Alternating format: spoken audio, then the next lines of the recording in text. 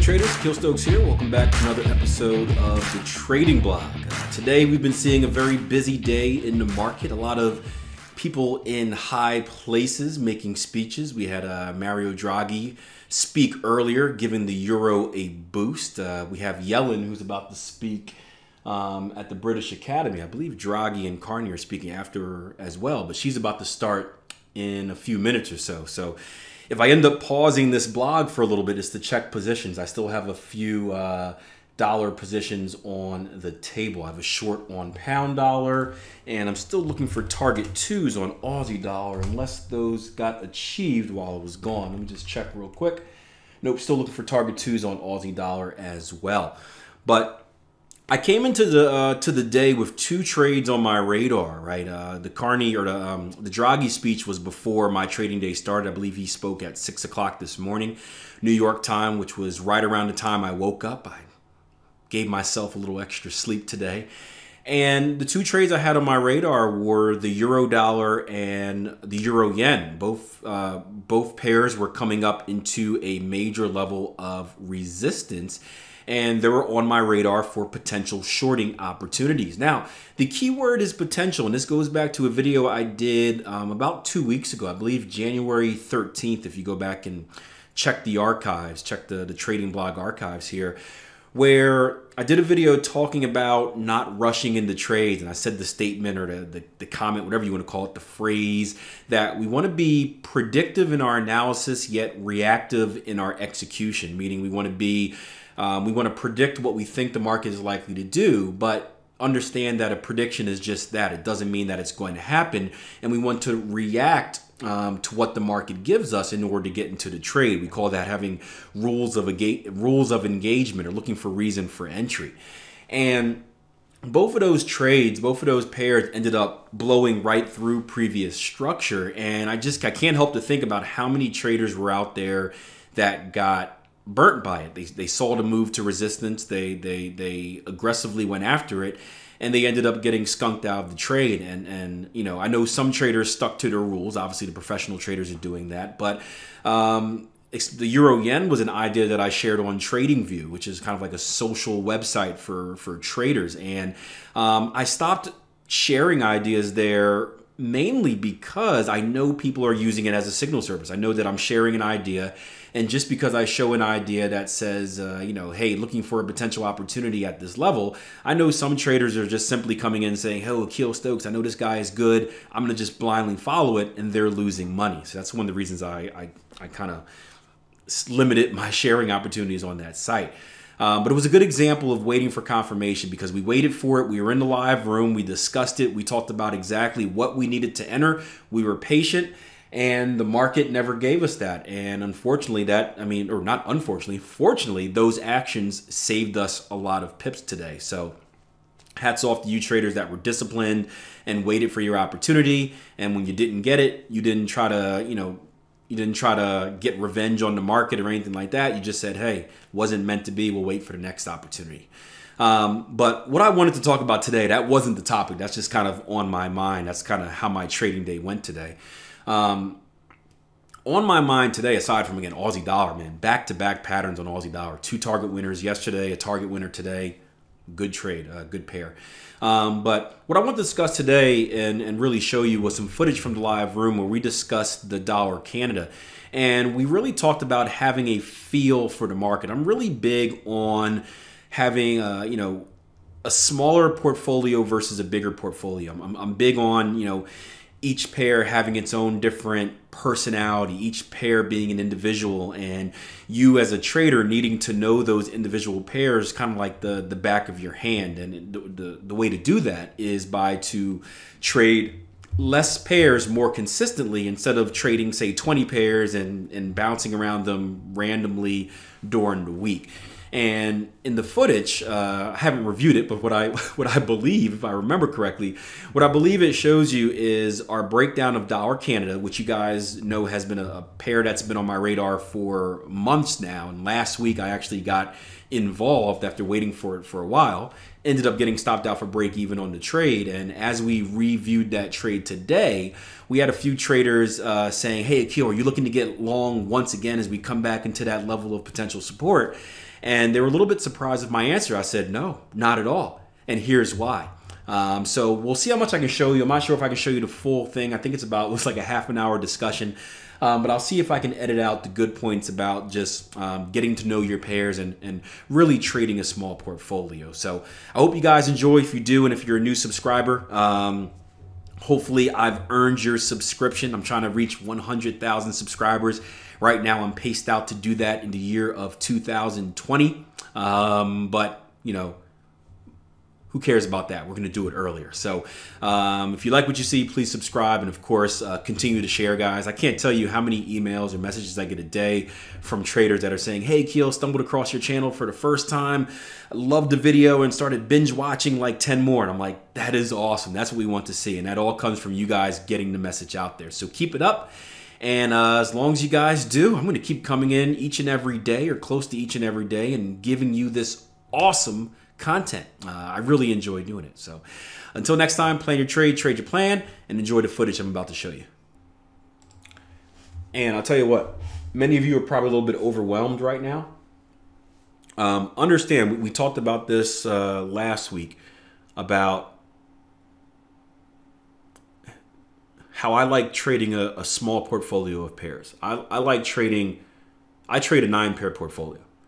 I used to trade a 20-pair portfolio at one time. Ridiculous. One of the things that I love about a small portfolio is because it's small, right? I know each one of these pairs. I know each one of these pairs like the back of my hand.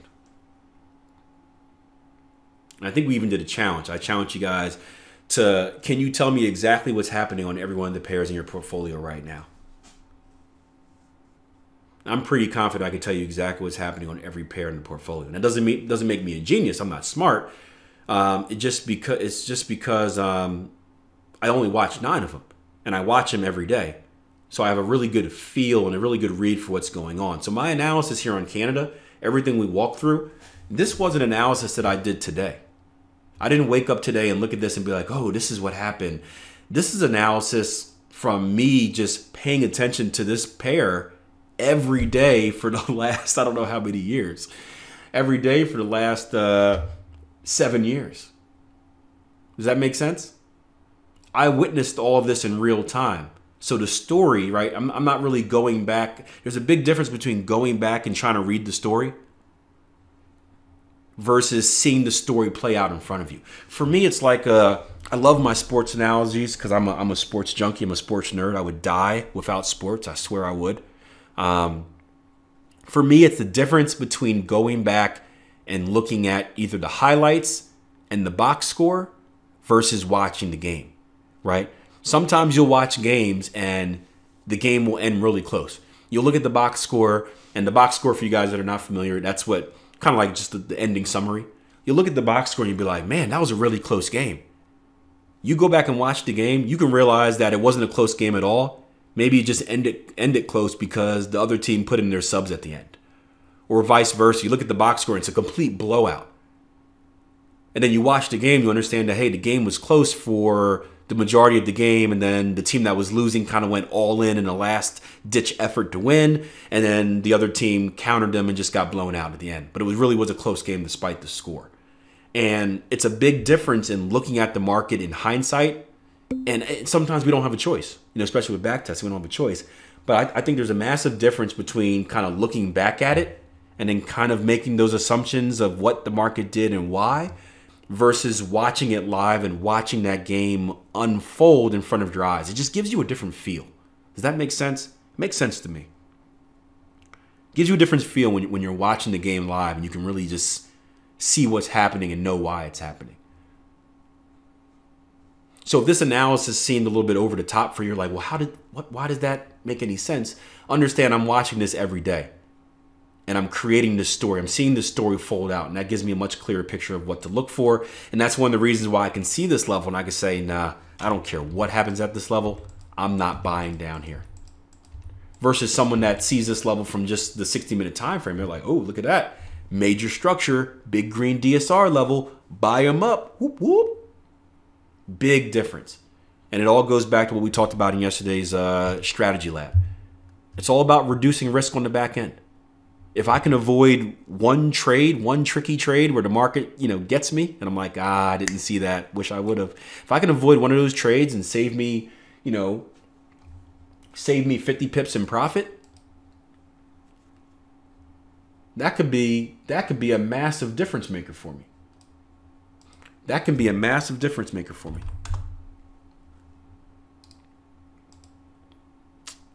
Let me just check euro dollar real quick on the 60. And I know some of you guys have questions. Okay, this is all right. This is what we're looking at. This is the probe we were looking at on the euro dollar. We talked about it earlier, right? I showed you guys gold, right? Do you guys see how we probed above? Right? You see how we tested above? What did we test? 113 even handle, psychological numbers, right? Guess what traders had some stops up here? Right? Ooh, I'm going to put my stop loss at 113 flat. That sounds like a nice number. Guess who knows that? Right? Guess who may need those buy stop orders in order to get short? Right? So we got the probe up here. We got about 13 minutes before this candle closes. What I would need after this is a lower low, lower close. Now, again, I still think we're a little bit too low to give me that 1-to-1. I take that back. We can still get that 1-to-1. So this is unfolding the way we predicted. Now we just have to keep an eye on it and watch. But we got the probe. This is what I want to see. Now I could be more aggressive in my approach than previously stated. So that's a little update on the euro dollar. If you guys missed it earlier, I'm a little bit sorry, but we're looking for shorting opportunity at previous structure resistance. Whew, that's a lot of information really quick. All right. Let me just go back and answer some of these questions here. So when you have a set group of pairs, you kind of build a relationship with them. Yeah, Chad, you do.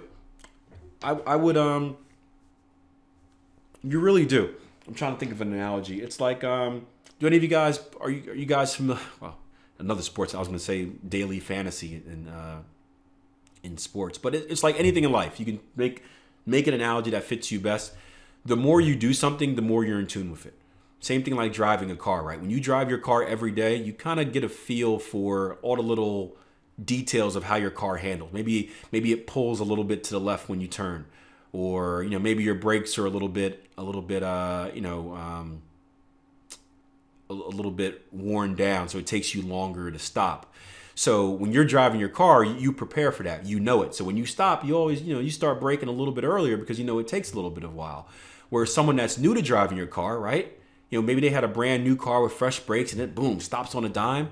They drive your car, and all of a sudden they stop too late because they think it's going to stop right away like their old car. And guess what? Right? They rear end somebody because they're not familiar with your car.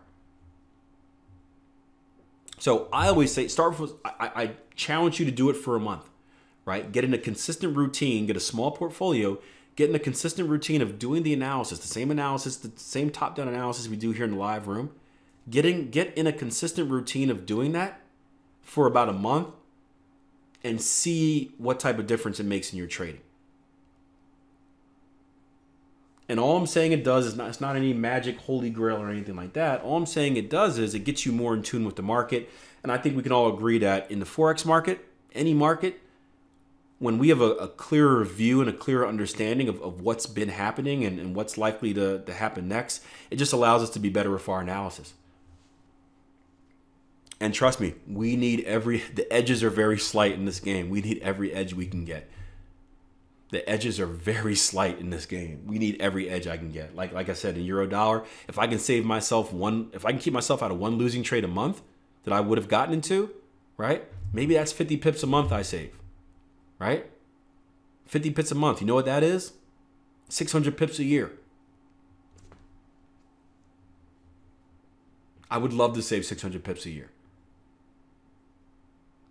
Small actions cause big changes.